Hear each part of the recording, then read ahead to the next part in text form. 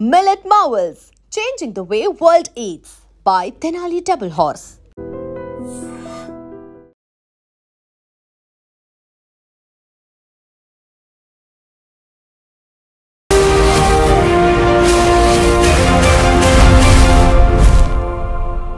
నమస్తే, welcome to I dream social spotlight with Kavitha. America భారతదేశం మీద 50% వరకు సుంకాలను విధించింది. అది ఆగస్ట్ 27 నుంచి అమలవుతుందని ప్రకటన కూడా చేసింది. అయితే అమెరికాకి చెందినటువంటి ఎకానమిస్టులు దీన్ని తెలివి తక్కువ చర్యగా అభివర్ణిస్తూనే బ్రిక్స్ దేశాల అభివృద్ధికి తోడ్పడేలా అమెరికా చర్యలున్నాయనేటువంటి ప్రకటన కూడా చేశాయి. At the same time China మాత్రం భారత్తో కలిసి పనిచేస్తాము, ఈ బెదిరింపు చర్యలకు మీరు లొంగొద్దు అనేటువంటి ఒక భరోసానైతే చైనా నుంచి వస్తుంది. బట్ అమెరికా ఆ తర్వాత చైనా, ఈ రెండిట్లలో ఏది బలమైనటువంటి మిత్రుడు, లేకపోతే భవిష్యత్తు ఎవరితో బాగుంటుంది? మనతో పాటుగా ఉన్నారు global economist and academician doctor Ravinder గారు. నమస్కారం. సో ఇప్పుడు అమెరికా సుంకాలు విధిస్తోంది అనుకున్నప్పుడు మనం మిగతా దేశాల గురించి మాట్లాడుకున్నాం తప్ప పెద్దగా అమెరికా గురించి పట్టించుకోలేదు. ఇప్పటికీ కూడా అమెరికా మన మీద ఇంత సుంకాలు విధిస్తున్నప్పటికీ మనం పెద్దగా రెస్పాండ్ అయినట్టు కనిపించట్లేదు. బట్ చైనా మాత్రం ఇమ్మీడియట్గా రెస్పాండ్ అయింది, బెదిరిస్తోంది, మీరు భయపడకండి, మేమున్నాము, కలిసి పనిచేస్తాము. ఎట్లా చూడొచ్చు ఈ మొత్తం సినారియోని? కవిత గారు, ఈ మధ్య కాలంలో వచ్చినటువంటి డెవలప్మెంట్స్ గత దాదాపు ఒక 2 months నుండి చాలా ర్యాపిడ్ డెవలప్మెంట్స్ జరుపుకుంటూ వచ్చాయి ఇంటర్నేషనల్ ట్రేడ్ మొత్తం మీద. ఆ ఇంటర్నేషనల్ ట్రేడ్ అనేది బిగ్ షాట్స్ ఎవరైతే ఉన్నారో, America is the big economy, China is also second biggest economy. ఈ రెండు economies almost about 50% of the total economy of the world is in the hands of these 2 countries అండి. అంటే ఒక 30-31 trillions America contribute చేస్తే around 18 trillions వరకు China contribute చేస్తుంది. Approximately మనం combine చేసినట్టయితే 49-50% of the total world economy ఈ రెండు దేశాల మధ్య ఉన్నది. ఈ రెండు దేశాలకు ఈ మధ్యన ఈ 2 months ట్రేడ్ వార్ జరగట్లేదు, చాలా సంవత్సరాలను జరుపుకుంటూ వస్తుంది. ఎందుకు జరుగుతుందంటే కవిత గారు, ఇప్పుడు అమెరికా అనేది ప్రపంచంలో పెద్ద ఆర్థిక వ్యవస్థ అనేది ఈ రోజు కాదు, ఈ 10 సంవత్సరాల కింద కాదు, 30-40 సంవత్సరాల కింద కూడా కాదు, 150-154 సంవత్సరాల నుండి అది పెద్ద ఆర్థిక వ్యవస్థ. ఆ పెద్ద ఆర్థిక వ్యవస్థ యొక్క పొజిషను ఇప్పుడు ఒక రకమైనటువంటి షేకింగ్ స్థాయిలో ఉంది. ఏం జరుగుతుంది ముందు అనేది తెలియకుండా, అమెరికాకి తెలియకుండా అయిపోయింది. సో కాబట్టి దాన్ని అమెరికా ఇమేజ్ను, అమెరికా యొక్క ఐడెంటిటీని as a biggest economy in the వరల్డ్ను ప్రొటెక్ట్ చేసుకోవడానికి ఈ స్ట్రాటజీస్, ఈ యొక్క స్టెప్స్, ఈ రకరకాల ఈ ట్రేడ్ వార్స్, లేకపోతే ఇంపోజిషన్ ఆఫ్ టారిఫ్స్, ఇవన్నీ కూడా జరుపుకుంటూ వస్తున్నాయి. అది just because America doesn't want to lose its super power. So ఆ నంబర్ 1 స్థానాన్ని పోగొట్టుకోవడానికి ఎవరికి ఇష్టం ఉంటుంది చెప్పండి? అలానే అమెరికా కూడా 150-154 సంవత్సరాల నుండి 155 సంవత్సరాల నుండి ఉన్నటువంటి పొజిషన్ని they wanted to keep up అండి. అదొక పాయింట్, నంబర్ 1 పాయింట్. అసలు మెయిన్గా ఇవన్నీ ప్రపంచంలో జరిగేటువంటి అన్ని రకాల రాజకీయాలు, వార్స్ కావచ్చు, అవి లేకపోతే ఇంపోజిషన్ ఆఫ్ టారిఫ్స్ కావచ్చు, కొంతమందికి ఎయిడ్ ఇవ్వడం కావచ్చు, కొంతమందికి యుద్ధాలు ఆపమని చెప్పవచ్చు. ఇవన్నీ కూడా జరిగేది ఏంటంటే వాళ్ళ ఇమేజ్, మేము పెద్దవాళ్ళము, మీరు చెప్పినట్టు మీరు అందరూ వినాలి అన్న కాన్సెప్ట్ అమెరికాకు ఆ పవర్ కానీ, ఆ అడాసిటీ కానీ, దాని ఏమంటారు, మొండితనము అంటారు కదా, ఆ మొండితనం అనేది ముందు నుండి ఉంది, ఇప్పటికి కూడా ఉందండి. అదొక పాయింట్. రెండో పాయింట్ ఏంటంటే, ఇప్పుడు చైనాతో పాటు ఇండియా కూడా పెద్ద మొత్తంలో రైజ్ అవుతుందండి. మనం already 4th largest economy in the world. ఒక జర్మనీ మధ్యలో మనకును తర్వాత మధ్యలో ఉన్నది ఏంటంటే 3వ స్థాయిలో జర్మనీ ఒకటి ఉందండి. జర్మనీకి మనకు పెద్ద తేడా లేదు యాక్చువల్గా. జర్మనీ ఎకనామిక్ సైజ్ మేడం ఇప్పుడు అబౌట్ $4.5 trillion ఉంటే మనం 4.2 దగ్గరలో వస్తున్నాం. వాళ్ళకి మనకు చాలా తక్కువ స్థాయిలో డిఫరెన్స్ ఉంది. So we can exceed Germany any time అండి. మన టార్గెట్ ఏంటంటే 2030 అని పెట్టుకున్నాము. కాకపోతే 2030 ముందు కూడా మనము ఎక్సీడ్ కావడానికి ఆస్కారం ఉంటుంది. మన 3rd largest ఎకనామీ. తర్వాత ఏంటి, అమెరికా తర్వాత ఉన్న దేశాలు ఏంటి, చైనా, ఇండియా మాత్రమే పవర్ఫుల్ కంట్రీస్. సో ఈ కారణాల వల్ల అమెరికా అధ్యక్షుడు ట్రంప్ గారు మన మీద అటాక్ చేయడానికి, ప్రతి ఒక్కటి ఏది చేసినా కూడా మన మీద అటాక్ చేయడానికి మనల్ని టార్గెట్ చేశాడనమాట. ఈ టార్గెట్లో భాగంగానే ఇప్పుడు మొన్న ఈ మధ్య కాలంలో మీరు ఫాలో చేస్తున్నారు, అది ఒక 50% టారిఫ్స్. 50% టారిఫ్స్ ఇంకొకటి అంటే మేడం, 1933 గ్రేట్ ఎకనామిక్ డిప్రెషన్ కంటే ముందు ఇంత పెద్ద మొత్తంలో ఏ దేశం మీద కూడా టారిఫ్స్ ఇంపోజ్ చేయలేదు. అంటే దాదాపు మీరు 100 సంవత్సరాల పైన అమెరికన్ ట్రేడ్ చరిత్రను తీసుకున్నట్టయితే, వ్యాపార చరిత్రను తీసుకున్నట్టయితే ఇంత పెద్ద మొత్తంలో ఏ దేశం మీద కూడా టారిఫ్స్ ఇంపోజ్ చేయలేదు. 20% అప్పటి వరకు 20-25% ఈజ్ ఓకే. బట్ 50% అనేది కంప్లీట్లీ ఇక బుల్లీ చేస్తున్నట్టు మనల్ని. వాళ్ళు మీరు వింటారా, లేకపోతే మేము ఇలా చేస్తాం అలా చేస్తామని భయపెట్టిస్తున్నారు అంతే. ఆ భయపెట్టించడానికి 50% టారిఫ్స్ మన మీద ఇంపోజ్ చేసినప్పుడు మనము భయపడట్లేదు. మనతో పాటుగా మన బ్రిక్స్ ఫ్యామిలీ ఏదైతే ఉందో, Brazil, Russia, India, China, south Africa, ఇంకొక 5 కంట్రీస్ కూడా మొన్న జాయిన్ అయ్యాయి. సో ఈ కంట్రీస్ కూడా మనకు సపోర్ట్ చేస్తున్నారు. ఒకటి ఏంటంటే రష్యా మనకు ముందు నుండి సపోర్ట్ చేస్తుంది. ఇప్పుడు ఇది కొత్తగా వచ్చినటువంటి ట్రేడ్ వారు, ఈ యొక్క డిఫికల్ట్ కాన్ఫ్లిక్ట్స్ అనేది ఈ మధ్యన వచ్చాయి. కానీ ఇంతకుముందు గత 70-75 సంవత్సరాలు కూడా మనకు రష్యా వాళ్ళు సపోర్ట్ చేస్తూ ఉన్నారు. చైనా వాళ్ళు ఈ మధ్య కాలంలో మేము మనం నైబర్స్, పర్మనెంట్ నైబర్స్. ఈ రోజు ఉండి మళ్ళీ తెల్లారి వేయడానికి 5 years తర్వాత వెళ్ళడానికి లేదు. పర్మనెంట్ పక్కపక్కనే ఉండాలి. మొత్తం ఎవరు ఏమనుకున్నా, ఇలాంటి గొడవలైనా కొట్లాటలైనా కూడా we always permanent neighbours. Permanent neighbour India యొక్క అవసరం చైనాకు ఉంది, చైనా అవసరం ఇండియాకు కూడా ఉందండి. సో అలాంటప్పుడు ఇప్పుడు చైనాకును అమెరికాకు కూడా యుద్ధ వాతావరణం జరుపుకుంటూ వస్తుంది దాదాపు చాలా సంవత్సరాలు అండి. చైనా ఎప్పుడైతే 2010 తర్వాత మేజర్ ఎకనామీగా డెవలప్ అవ్వకుంటూ వచ్చిందో, ర్యాపిడ్గా అగ్రెసివ్గా డెవలప్ అవ్వకుంటూ వచ్చిందో, అప్పటి నుండి అమెరికా కూడా సేమ్ సిచ్యువేషన్ ఉండే. అప్పుడు అమెరికా అధ్యక్షుడు అప్పుడు ట్రంప్ కాకపోవచ్చు, వేరే వాళ్ళు అయినా కూడా వాళ్ళ యొక్క అది స్ట్రాటజీ అనేది సేమ్ అండి. ఆ strategy, America is always the great nation, ఆ గ్రేట్నెస్ను మనం పోగొట్టుకోదు. అప్పటి నుండి అమెరికాకును చైనాకు ఇలాంటి జరుగుతూనే ఉన్నాయి రకరకాల యాంగిల్స్లో. ఇప్పుడు మనము 4వ పెద్ద దేశం, పెద్ద ఆర్థిక వ్యవస్థ కావడం ఒకటి reason.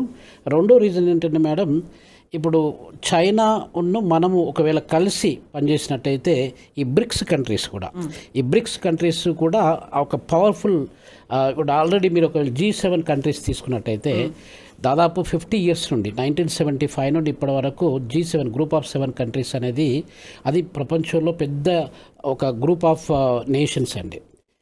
Powerful group of nations, economic కానీ లేకపోతే డిఫెన్స్ పరంగా కానీ సైన్స్ టెక్నాలజీలో కానీ ఏ రకంగా చూసుకున్నా కూడా G7 కంట్రీస్ పవర్ఫుల్ గ్రూప్.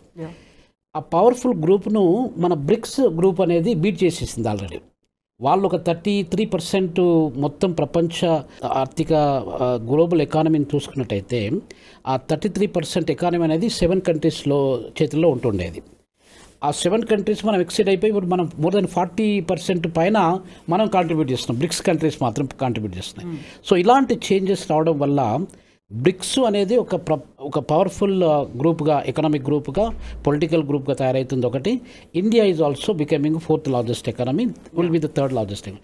ఈ 2 కారణాల వల్ల ఇండియా మీద ఒక బయాస్ చూపించి, ఆ బయాస్నెస్తోని అంటే దాన్ని ఏమంటారు,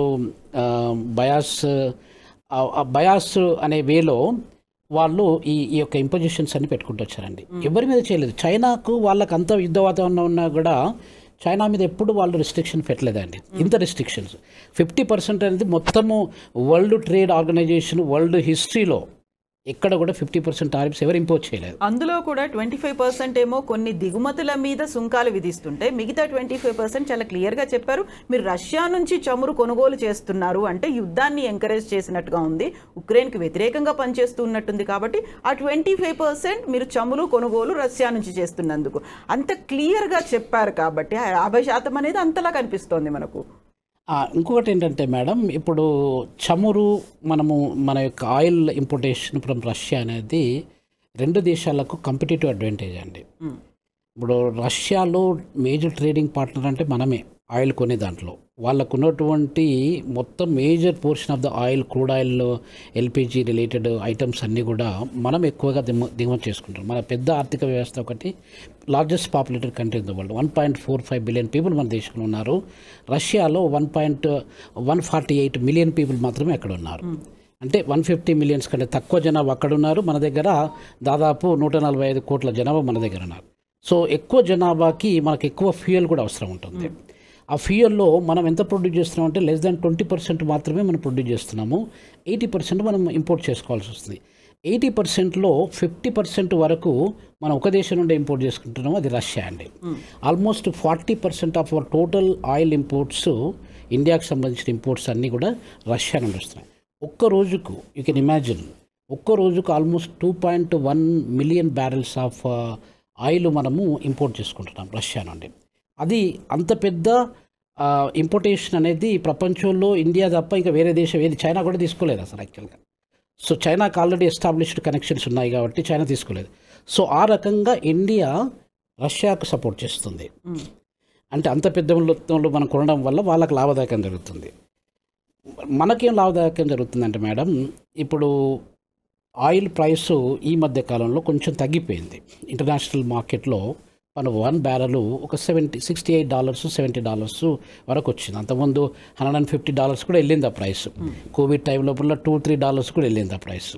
ఇప్పుడు అది మొన్న ఈ మధ్య కాలంలో డెవలప్మెంట్స్ ఒక 2-3 వీక్స్ నుండి ప్రైస్ అనేది $68 to $70 మధ్యలో కంటిన్యూ అవుతుంది. ఓపెక్ అని అంటారు, organisation of petroleum exporting countries అని చెప్పి అంటారు. వాళ్ళ యొక్క ఆ కార్టెల్, ఆ గ్రూప్ ఆఫ్ కంట్రీస్ డిసైడ్ చేసిన ప్రైస్ ప్రకారంగా అది ఉందండి. అయితే మనకు $70 మీరు ప్రైస్ తీసుకున్నా కూడా $70కు మనకు రష్యన్స్ మనకు అమ్మట్లేదు. $55, అరౌండ్ $55 రేంజ్లో పర్ బ్యారెల్ అమ్ముతున్నారు. అంటే మనం ఆల్మోస్ట్ ఒకప్పుడు $100 ఉన్నా వాళ్ళు 55కి అమ్మారు. ఇప్పుడు తగ్గింది కాబట్టి ఇంక కొంచెం తగ్గించడానికి కూడా ప్రయత్నం చేస్తున్నారు వాళ్ళు. ఎందుకంటే ఇప్పుడు ఈ ట్రంప్ గారు మనల్ని బుల్లీ చేయడము, ఈ యొక్క ఇప్పుడున్న కరెంట్ కండిషన్స్ ప్రకారంగా మనము వాళ్ళ సపోర్ట్ మనకు అవసరం, మన సపోర్ట్ వాళ్ళకు అవసరం రష్యన్స్కి. సో కాబట్టి they also wanted to come down with the price. ఇప్పుడు $130 ఉన్నప్పుడు 55కి ఇవ్వడం ఒక ఎత్తు, అది $70 వచ్చినప్పుడు 55కి ఇవ్వడం ఒక ఎత్తు. సో దాంట్లో భాగంగా కవిత గారు మనకు లాభం అనేది జరుగుతుంది. ఇంకొక విషయం ఏంటంటే, మనము US మొత్తం ట్రేడ్ అనేది, ప్రపంచంలో ఉన్నటువంటి ట్రేడ్ అనేది ఎక్కువ శాతము US జరుగుతూ ఉంటుంది. అందుగురించి US is one of the powerful currencies in the world అండి. దాదాపు ఒక 60 to 65% of the total international trade transactions, payments are made in US అండి. సో అది దానివల్ల ప్రతి ఒక్కరు, ఇప్పుడు మనము సపోజ్ ఇరాన్ నుండి ఆయిల్ కొనుక్కున్నాం అనుకోండి, ఇరాన్కు మనం US పే చేయాలి. అంగోలా నుండి ఆయిల్ కొనుక్కున్నాం, సూడాన్ నుండి ఆయిల్ కొనుక్కున్నాం, US పే చేయాలి. ఇప్పుడు అడ్వాంటేజ్ ఏంటంటే మనము రష్యాకు పే చేసేటప్పుడు US కాకుండా రూపీస్లో పే చేస్తున్నాం, ఇండియన్ రూపీస్లో పే చేస్తున్నాం. నేను మీకు విజిటింగ్ ప్రొఫెసర్, నేను అక్కడ రష్యాలో రూడెన్ యూనివర్సిటీ అని చెప్పి నా స్టూడెంట్స్ కూడా క్వశ్చన్ అడుగుతూ ఉంటారు. అప్పుడు నేను వెళ్ళిన ప్రతిసారి, సార్ మాకు ఇన్ని బిలియన్స్ రూపీస్ మా దగ్గర ఉన్నాయి, మేము ఎప్పుడు మళ్ళీ మీతో ఎక్స్చేంజ్ చేసుకోవాలి, మాకు ఏ రకంగా రష్యన్ ఎకనామీకి ఏ రకంగా బెనిఫిట్ జరుగుతుంది అని చెప్పి అడుగుతుంటారు. ఈ బ్రిక్స్ కంట్రీస్ అనేది మేడం, వాళ్ళు ఒక యునైటెడ్ కరెన్సీని, బ్రిక్స్ కరెన్సీని తీసుకురావడానికి కూడా ప్రయత్నాలు జరుగుతున్నాయి. ఇప్పుడే కాదు, ఈ 2025 ఈ ట్రంప్ సెకండ్ సార్ రాకముందు నుండి కూడా ఈ ప్రయత్నాలు అనేది జరుగుతుంటాయి. డీడాలరైజేషన్ అనేది చాలా, ఒక 50-60 దేశాల పైన మాకు డాలర్ వద్దు, మేము కావాలంటే రెనమింబి, చైనీస్ కరెన్సీ దారి కానీ, China is the second biggest economy, renminbi అనే దాన్ని మేము ఫాలో చేస్తాము అని చెప్పి చాలా ఆఫ్రికన్ కంట్రీస్ కూడా ముందుకు వచ్చాయండి.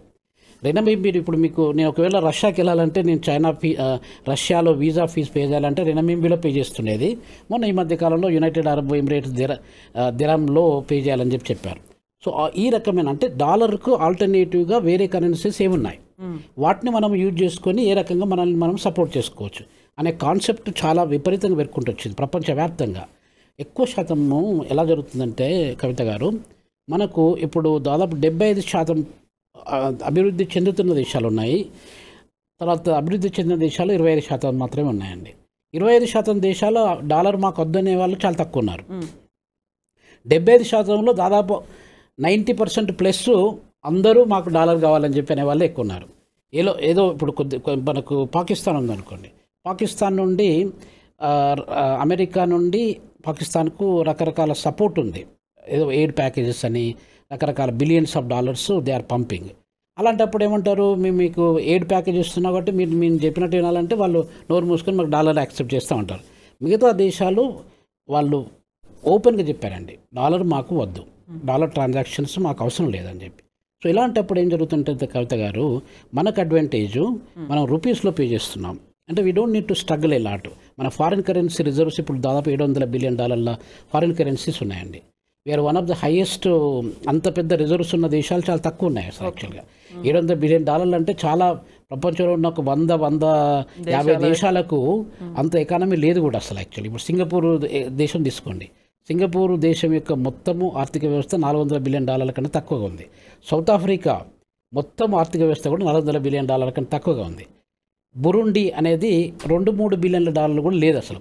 అలాంటప్పుడు మనం $700 బిలియన్ మనం ఫారిన్ ఎక్స్చేంజ్ రిజర్వ్స్ను మన దగ్గర కీపప్ చేసామంటే that is the major achievement. 2.1 million బ్యారెల్స్ను మనం రోజుకి కొన్నట్టయితే ఒక 1 ఇయర్ లోపల ఎన్ని $1 బిలియన్ మనం పే చేయాల్సి వస్తుంది రష్యాకి, ఆలోచించండి. సో ఈ రీజన్ వల్ల కవిత గారు మనము రూపీస్లో పే చేస్తున్నాం, అది మన కంపిటేటివ్ అడ్వాంటేజ్. ఈ కారణాల వల్ల మనకు రష్యాకి ఒక అనుసంధానమైనటువంటి ఒక ఇంటిగ్రిటీ, ఒక హార్మోనీ అనేది చాలా డెవలప్ అవ్వకుండా వచ్చింది. ఇప్పుడు ట్రంప్ గారికి అమెరికాకు ఇవి నచ్చట్లేదు. రష్యా, ఇండియా, చైనా ఈ 3 చాలా పవర్ఫుల్ దేశాలు. ఏ రకంగా చూసుకున్నా, ఏ యాంగిల్లో తీసుకున్నా కూడా ఈ పవర్ఫుల్ దేశాలు ముగ్గురు ఒకటైతుంటే నేను ఎక్కడ పోవాలి, అసలు నా పరిస్థితి ఏంటి అనేది ఒకటి జరుపుకుంటూ వస్తుంది. ఇంకొకటి ఉక్రెయిన్ వారు ఆపాలని మీరు అన్నారు కదా, ఒక క్వశ్చన్ అడిగారు.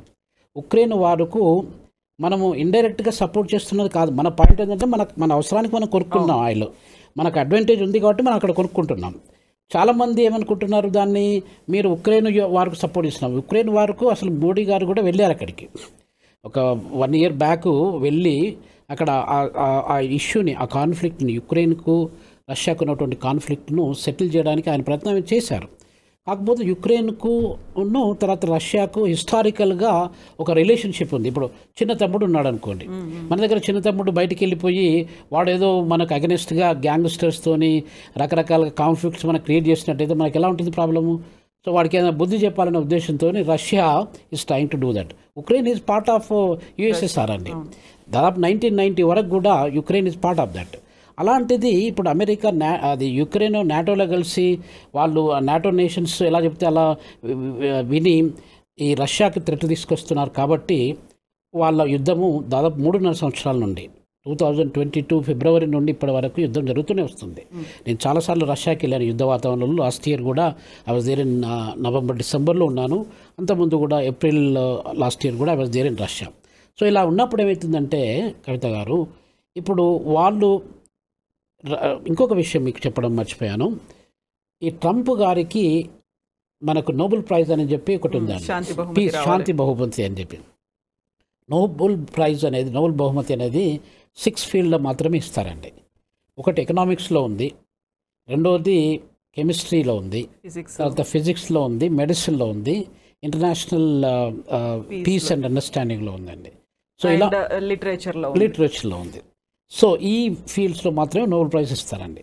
అంటే నోబెల్ ప్రైజ్ ఈ రోజు వరకు కూడా 1901 నుండి ఈ రోజు వరకు కూడా ప్రపంచంలో ఉన్నటువంటి రకరకాల అవార్డ్స్లలో Nobel prize is considered to be the top award అండి. అకాడమిక్స్లో కానివ్వండి, ఏ రకంగా తీసుకున్నా కూడా almost $1.7 million worth of money, prize money దాన్ని పే చేస్తారండి. నోబెల్ ప్రైజ్ అనేది it's more like a prestige, not about the money. Trump గారికి $1.7 million is nothing, is a businessman. So కాబట్టి ఆయనకు నోబెల్ ప్రైజ్ శాంతి బహుమతి వచ్చినట్టయితే that would be a great achievement అనేది ఆయన ప్రయత్నం చేస్తూ వస్తున్నారు. ఇప్పుడు ఆ యుద్ధాన్ని ఆపేసినట్టయితే ట్రంప్కు ఈ సంవత్సరమో లేకపోతే వచ్చే సంవత్సరమో శాంతి బహుమతి రావడానికి ఆస్కారం ఉంది. సో దానివల్ల ఇవన్నీ ప్రయత్నాలు చేసుకుంటూ వస్తున్నాయి. అంటే మనకు స్ట్రాటజిక్గా మనల్ని రష్యాకు ట్రేడ్ రిలేషన్షిప్ కట్ చేయడం ఒకటి, రష్యాను కూడా అవాయిడ్ చేసి వాళ్ళకు ఒక బుద్ధిమాట చెప్పి మీరు ఇమ్మీడియట్గా స్టాప్ చేయాలి అనే అంత ధైర్యము అమెరికాకు చెప్పే ధైర్యము లేదండి. ఎవరికి రష్యాకు చెప్పే ధైర్యం లేదు. రష్యా వ్లాడిమిర్ పుటిన్ ఎవరి మాట వినాడు.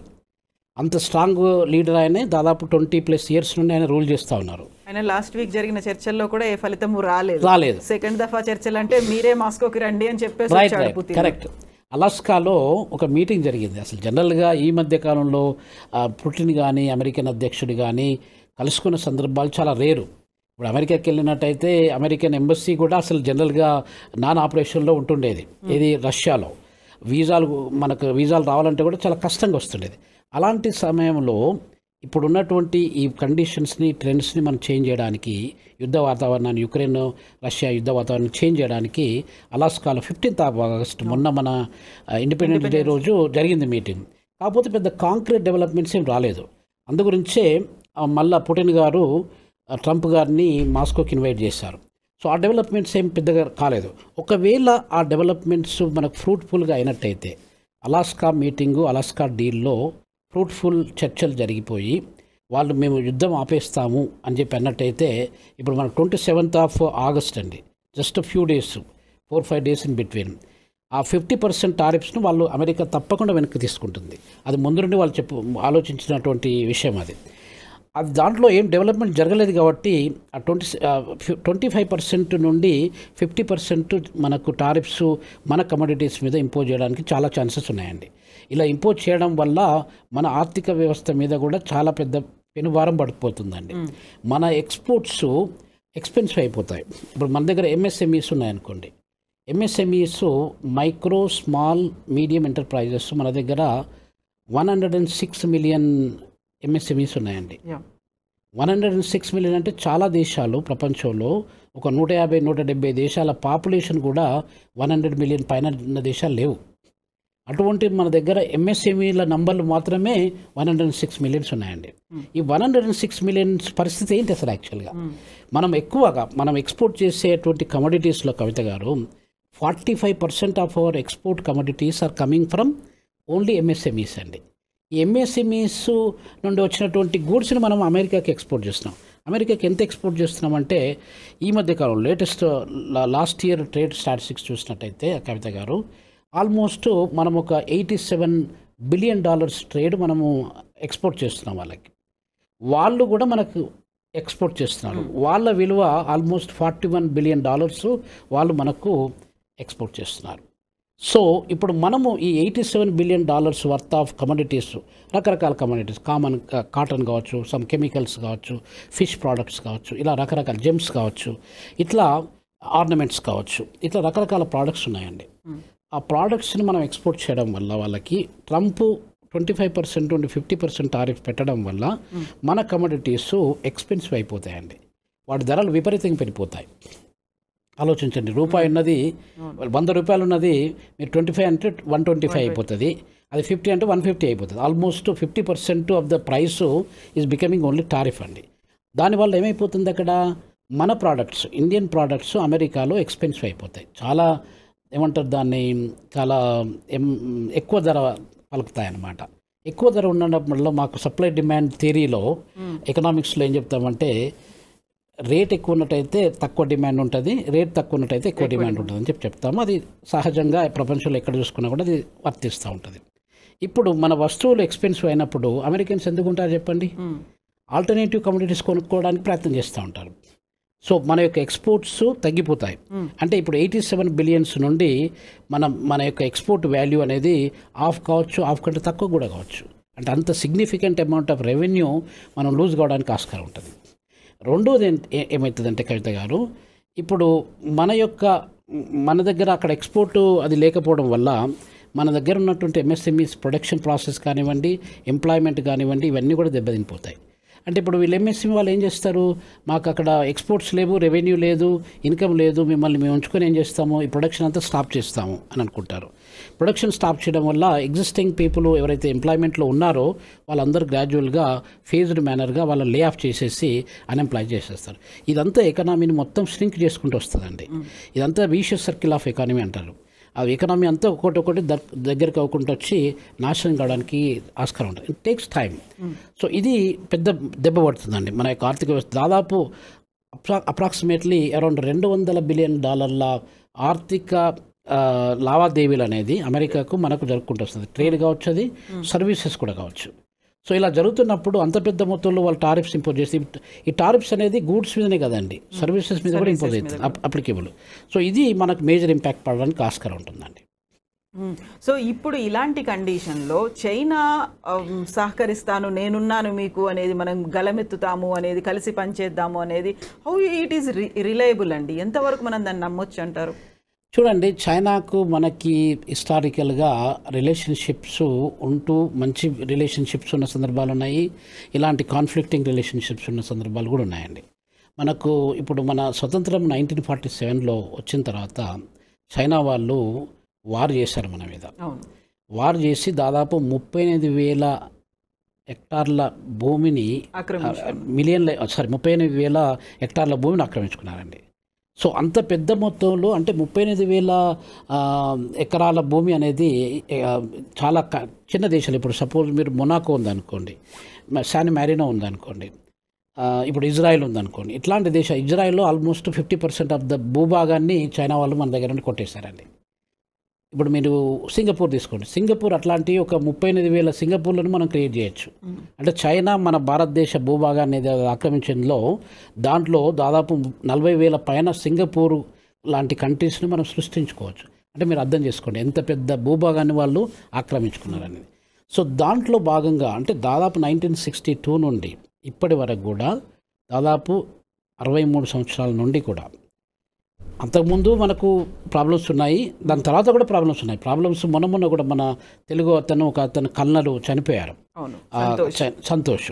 సో ఇలా అప్పుడప్పుడు ఈ గొడవలు, అంటే లడాక్ తర్వాత ఈ మనకు అరుణాచల్ ప్రదేశ్ ఆ బార్డరు ఏదైతే ఉందో అక్కడక్కడ ప్రాబ్లమ్స్ అయితేనే ఉన్నది. ఈ ప్రాబ్లమ్స్ అవుతుంటే ఇంకొకటి విషయం కవిత గారు, ట్రేడ్ పరంగా చూసుకున్నట్టయితే ఇండియా చైనా కలెక్టివ్గా కలిసి వాళ్ళకు ఒక కొలాబరేటర్గా, కాంపిటీటర్గా కాకుండా కొలాబరేటర్గా మనం ఇద్దరం కలిసి పనిచేసినట్టయితే మనకు చాలా లాభం జరుగుతుంది, ప్రపంచానికి కూడా చాలా లాభం జరుగుతుంది. పర్టికులర్గా developing countries, global south countries చాలా లాభం జరుగుతుందండి. అయితే ఈ లాభం జరుగుతున్న దానికి మీరు నమ్మచ్చా నమ్మకూడదా అని చెప్పి ఒక క్లిష్టమైన ప్రశ్న అడిగారు. ఆ నమ్మచ్చా నమ్మకూడదా అంటే, ఇప్పుడు చైనా అనేది అగ్రెసివ్ కంట్రీ అండి. వాళ్లకు ఈ చుట్టుపక్కల దేశాలతోని గొడవలు లేకుంటున్న వాళ్ళు ఎవరు లేరు. రష్యాకు చైనాకు కూడా గొడవలు ఉన్నాయి. వాళ్ళ భూభాగాన్ని వీళ్ళు ఆక్రమించుకోవడానికి, చైనా వాళ్ళు ఆక్రమించుకోవడానికి ప్రయత్నం చేస్తున్నారు. ఇప్పుడు మనము రకరకాల చిన్న చిన్న కంట్రీస్, టిబెట్ ఉందనుకోండి, టిబెట్ దలాయి లామా పాపం చాలా సంవత్సరాలు, ఒక 50 సంవత్సరాల పై నుండి మన దగ్గర ధర్మశాలలో అసైలం తీసుకొని ఉంటున్నారు, శరణార్థిగా ఉంటున్నారు. సో ఇట్లా టిబెట్ను ఆక్రమించుకున్నారు, హాంకాంగ్ ఇవన్నీ కూడా. హాంకాంగ్ నేను లాస్ట్ ఇయర్ అక్టోబర్లో ఐ వాజ్ దేర్, మక్కావులో కూడా ఉన్నాను. అవి కూడా అన్నీ చైనా కింద తీసుకొచ్చారు. తైవాన్ పరిస్థితి కూడా అదే ఉంది. ఈ అగ్రెసివ్ స్ట్రాటజీ అనేది ప్రపంచానికి ఒక రకమైన దాని ఏమంటారండి, ఒక రకమైన ట్విస్ట్ లాగా అయిపోయింది. అంటే కొంచెము అన్కంఫర్టబుల్ సిచ్యువేషన్ అయిపోయింది. చైనా పెద్ద దేశం అండి, చైనా మనకంటే 3 రెట్లు పెద్దది. దాదాపు చైనా భూభాగం ఎంత ఉందంటే 9.4 మిలియన్ స్క్వేర్ కిలోమీటర్స్ ల్యాండ్ ఉందండి వాళ్ళకి. అంటే కెనడా, అమెరికా కంటే కొంచెం చిన్నది అంతే. అంత పెద్ద దేశము, అంత భూభాగం ఉండి చిన్న చిన్న దేశాలను ఆక్రమించుకొని చిన్న చిన్న భూభాగాల్ని వాళ్ళలో కలిపివేయడం వల్ల వాళ్ళకి వచ్చే ప్రయోజనం పెద్దగా ఉండకపోవచ్చు. But they wanted to show their hegemony, ఆ డామినెన్స్ అనేది చూపించుకుంటూ ఉండడం వల్ల ఆ చైనా యొక్క అగ్రెసివ్ పాలసీ, ట్రేడ్ పరంగా కానివ్వండి, ఈ ఆక్రమణల రూపంలో కానివ్వండి. ఇప్పుడు మనకు అది ఏమంటారు, బెల్ట్ రోడ్ ఇనిషియేటివ్ అని చెప్పి ఒకటి స్టార్ట్ చేశారు వాళ్ళు. సో ఇట్లాంటి స్ట్రాటజిక్గా వాళ్ళు అమెరికా మళ్ళీ రీకాలనైజ్ చేసి అమెరికా మొత్తం ప్రపంచాన్ని ఏలాలి, గుప్పిట్లో తీసుకొచ్చుకోవాలి అన్న ఉద్దేశము చైనా వాళ్ళకు ఉందండి. సో అది కొంచెం మంచిది కాదు. ఇప్పుడు మనదంతా ప్రజాస్వామ్య దేశము, China is a socialist country, is a communist based country, Maoist based country అది. సో అలాంటప్పుడు మనదేమో ప్యూర్ ప్రజాస్వామ్య దేశం, మన లీడర్స్ కూడా ప్రజల నుండి ఎలక్ట్ అవుతూ ఉంటారు. అక్కడ లీడర్స్ పొలిట్ బ్యూరో నుండి వాళ్ళ సిస్టమ్ నుండి వాళ్ళు ఎలక్ట్ అవుతుంటారు. షీ జిన్పింగ్ అనే అతను చాలా సంవత్సరాల నుండి ప్రెసిడెంట్గా ఉన్నారు. ఇప్పుడు మనం చైనాని నమ్మచ్చా నమ్మకూడదా అనేది ఒక క్వశ్చన్ అండి. చైనా దానికి ఒక 2 విషయాలు చెప్తాను. ఒకటి ఏంటంటే, చైనాకు మనకు ట్రేడ్ కూడా చాలా మంచి ట్రేడ్ ఉందండి. అమెరికాకు ఉండే ట్రేడ్కు మనకు చైనాకు ఉండే ట్రేడ్కు మన ఇద్దరి మధ్య, అంటే చైనాకు మనకు ఉండే ట్రేడే ఎక్కువ ఉందండి అసలు యాక్చువల్గా. ట్రేడ్ పరంగా, ట్రేడ్ రిలేషన్షిప్ పరంగా చూడండి. అంటే మీకు ఒక ఎగ్జాంపుల్ చెప్తాను. ఒక 10 years బ్యాక్ 2014-15 రేంజ్లో చైనా నుండి మనము దాదాపు $67 బిలియన్ వర్త్ ఆఫ్ గూడ్స్ను మనము ఇంపోర్ట్ చేసుకుంటుండేది. ఎక్కడ చూసినా కూడా మీరు టీవీ చూసుకున్నా, బట్టలు చూసుకున్నా, షూస్ తీసుకున్నా, ఏదైనా కూడా చైనీస్ కమోడిటీసే ఉంటాయి ఏ షాప్కి వెళ్ళినా కూడా. సో అది $67 బిలియన్ మనం వాళ్ళ దగ్గర నుండి ఇంపోర్ట్ చేసుకుంటున్నాం 10 సంవత్సరాల కిందట. మనం వాళ్ళకి ఎక్స్పోర్ట్ చేసేది $11 బిలియన్ మాత్రమే ఎక్స్పోర్ట్ చేస్తున్నాం. అదొక పాయింట్ అండి. ఇప్పుడు కొత్త స్టాటిస్టిక్స్, ఇప్పుడు కొత్త డెవలప్మెంట్స్ ప్రకారంగా 2024-25 స్టాటిస్టిక్స్ చూసుకున్నట్టయితే మనము $14 బిలియన్ వాళ్ళకి ఎక్స్పోర్ట్ చేస్తున్నాము. $114 బిలియన్ మనము ఇంపోర్ట్ చేసుకుంటున్నాం. అంటే $100 బిలియన్ ట్రేడ్ డెఫిసిట్ మనకు చైనాకు మధ్యనే ఉందండి. అంటే ఆలోచించండి, ఎవరికి లాభం ఎక్కువ ఉంది మన దేశం వల్ల? చైనా వాళ్ళకే ఎక్కువ ఉంది. ఒకవేళ మనము ఇప్పుడు మేక్ ఇండియా, మేడ్ ఇండియా అని చెప్పి మోడీ గారు చెప్తూ ఉంటారు. ఇప్పుడు అది స్ట్రిక్ట్గా మనం ఇంపోజ్ చేసి ప్రతి ఒక్కరు ఎవరు ముట్టుకోకూడదు అని చెప్పి మనం ఒక రకమైన సెన్సిటివ్ సెంటిమెంటల్ కండిషన్స్ పెట్టినట్టయితే, చాలా వరకు మైండ్ సెట్ని మార్పించినట్టయితే ఇప్పుడు ఏం జరుగుతుంది? $100 billion they will just lose it అండి. మన $14 బిలియన్ మనం ఆఫ్రికాకో లేకపోతే ఇంకే వేరే దేశాలకో ఎక్కడికో మనం ఆ ట్రేడ్ పార్ట్నర్షిప్ మనం డెవలప్ చేసుకుంటే we can still maintain. But $114 billion వాళ్ళు మనలాంటి పెద్ద దేశాన్ని, అంటే పెద్ద ప్రజలు ఉన్నట్టు ఎక్కువ దేశాలు చాలా రోజులు పడుతుంది వాళ్ళకి. అంత పెద్ద దేశాలు, ఎక్కువ మొత్తంలో ప్రజలు ఉన్న దేశాలు కూడా ఎవరున్నారండి? మనం తప్ప. సో ఇది వాళ్ళకి అడ్వాంటేజ్, కాంపిటేటివ్ అడ్వాంటేజ్ చైనాకు మన వల్ల ఎక్కువ ఉంది. సో దానివల్ల చైనా ఎప్పుడైనా కూడా మనల్ని ఒక బ్రదర్ లాగా, పెద్ద బ్రదరు చిన్న బ్రదర్, ఒక బ్రదర్ లాగా ట్రీట్ చేసి, మనం ఎప్పుడు పర్మనెంట్ నైబర్స్ కాబట్టి మంచి రిలేషన్షిప్. మనకు కొంచెం బార్డర్ డిస్ప్యూట్స్ ఉన్నాయండి. ఆ బార్డర్ డిస్ప్యూట్స్లో అరుణాచల్ ప్రదేశ్లో కూడా కొన్ని విలేజెస్ మాయ అని చెప్పి వాళ్ళు డిక్లేర్ చేస్తారు. ఇవన్నిటిని పీస్ఫుల్గా సెటిల్ చేసుకోవాలి. సెటిల్ చేసుకొని ఇక్కడ ప్రాపర్ డిమార్కేషన్ చేసుకొని మనం ఇద్దరం ఒకటే, మన ఇద్దరం ఒక బ్రదర్స్ లాగా, ఒక ఫ్యామిలీ మెంబర్స్ లాగా కలిసి ఉందాము, కలిసి పనిచేసుకుందాము, కలిసి మెలిసి జీవిస్తాం అన్న ఒక కాన్సెప్ట్ను వాళ్ళు ఇద్దరు లీడర్స్, ఇండియా తీసుకోవాలి, చైనా కూడా తీసుకోవాలి. అలా తీసుకున్నట్టయితే కవిత గారు, మనం ప్రపంచంలో ఇంతకుముందు ప్రపంచంలో పెద్ద ఆర్థిక వ్యవస్థలు ఏంటి, ఏ దేశాలంటే మన భారతదేశమును చైనా మాత్రమే ఉంటుండేది. అమెరికా, ఇప్పుడు మీకు ఇంతకుముందు చెప్పాను కదా, అమెరికా 154 సంవత్సరాల నుండి ప్రపంచంలో పెద్ద ఆర్థిక వ్యవస్థ అని చెప్పి అనుకున్నాం. దానికంటే ఎవరు పెద్ద ఆర్థిక వ్యవస్థ అంటే మళ్ళీ ఇండియా, చైనానే. మనం ఒకసారి 40% కాంట్రిబ్యూట్ చేసేవాళ్ళము మొత్తం ప్రపంచానికి. వాళ్ళు 22% వాళ్ళు కాంట్రిబ్యూట్ చేస్తారు. మనం 25%కు తగ్గిపోయాం, 28% మధ్యలో ఉన్నాం. సో మనము 25, వాళ్ళు 22, 23, ఒక్కొక్కసారి వాళ్ళు కొంచెం 25 ఉంటే మనం 23 ఆ రేంజ్లో ఉంటుంది. అంటే ప్రపంచంలో దాదాపు 45-50% ఆర్థిక వ్యవస్థ అనేది, ప్రపంచ ఆర్థిక వ్యవస్థ అనేది ఒక 250 సంవత్సరాల కిందట ఈ రెండు దేశాల మధ్యలోనే ఉంటుండేదండి, చైనాకును ఇండియాకు మధ్యన. సో ఈ రెండు దేశాలు ఇప్పుడు కలిసి గట్టిగా పనిచేసి ఒక ఫ్యామిలీ మెంబర్స్, ఒక బ్రదర్స్ లాగా ఉన్నట్టయితే అమెరికాను కాదు ప్రపంచాన్ని అంతా మనం శాసించేటువంటి అధికారం మన దగ్గర ఉంటుందండి, ఆ పవర్ మన దగ్గర ఉంటుంది. సో కాబట్టి ఈ రెండు దేశాలు యునైట్ కావడం అనేది చాలా ఇంపార్టెంట్. అది మన ప్రపంచానికి ఇంపార్టెంట్, మనకంటే ప్రపంచానికి ఇంపార్టెంట్. కాకపోతే డబుల్ స్టాండర్డ్స్ అనేవి, డబుల్ స్టాండర్డ్స్, అది కొలాబరేషన్. ఇప్పుడు మనము గుడ్డిగా నమ్మేస్తామండి, వేరే వాళ్ళు కూడా మనలాగానే ఉంటారని చెప్పి మనం నమ్మేస్తాం. వేరే వాళ్ళు మనలాగా ఆ నమ్మకాన్ని అలానే పెట్టుకున్నట్టయితే వీళ్ళు work together for long time, ఆ రిలేషన్షిప్ అలా ఉంటుంది. ట్రస్ట్ అనేది కవిత గారు, it is easy to break, few సెకండ్స్లో బ్రేక్ అయిపోతుంది. It takes even years, centuries to build యాక్చువల్గా. సో అట్లాంటి ట్రస్ట్ను మనము కీపప్ చేసుకొని ఒకరి మీద ఒకరికి నమ్మకాన్ని ఏర్పాటు చేసుకున్నట్టయితే మనము మన రెండు దేశాలను ఆర్థిక పరంగా కానీ, పొలిటికల్గా కానీ, ఏ రకంగా సైన్స్ టెక్నాలజీలో కానీ అన్ని రంగాలలో మనం అభివృద్ధి చేసుకోవచ్చు. ఇప్పుడు స్పేస్ టెక్నాలజీస్ ఉన్నాయనుకోండి, మనము China we are doing very great in that space technology. చాలా దేశాలకు లేవు అవి. సో ఇట్లా మనము ఒకరినొకరు ప్రోత్సహించుకొని, ఒకరి మీద ఒకరు నమ్మకాన్ని పెంచుకొని అది చేసుకున్నట్టయితే మన కామన్ ఎనిమీ ఇప్పుడు ఎవరు? America.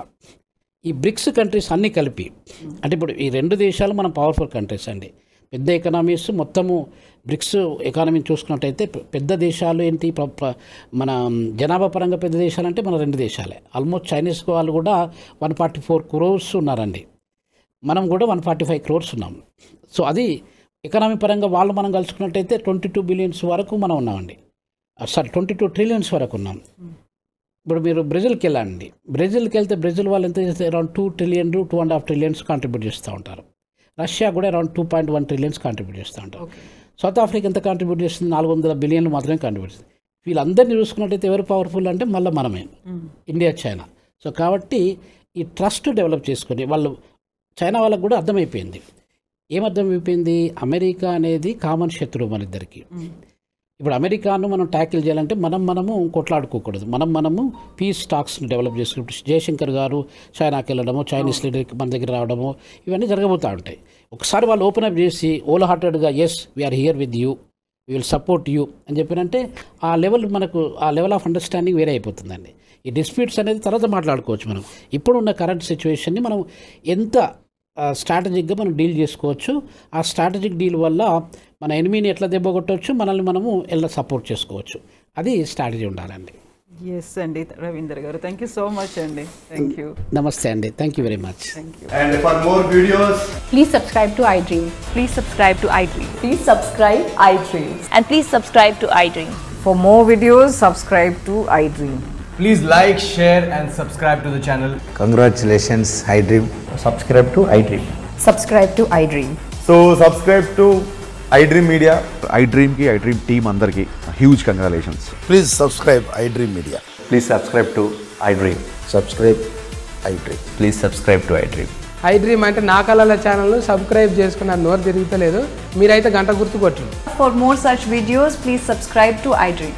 Subscribe to iDream. Please subscribe to iDream. Please subscribe iDream Media. Please do subscribe to iDream. Please subscribe to iDream Media. For best entertainment and information, please subscribe iDream. And don't forget to subscribe to iDream.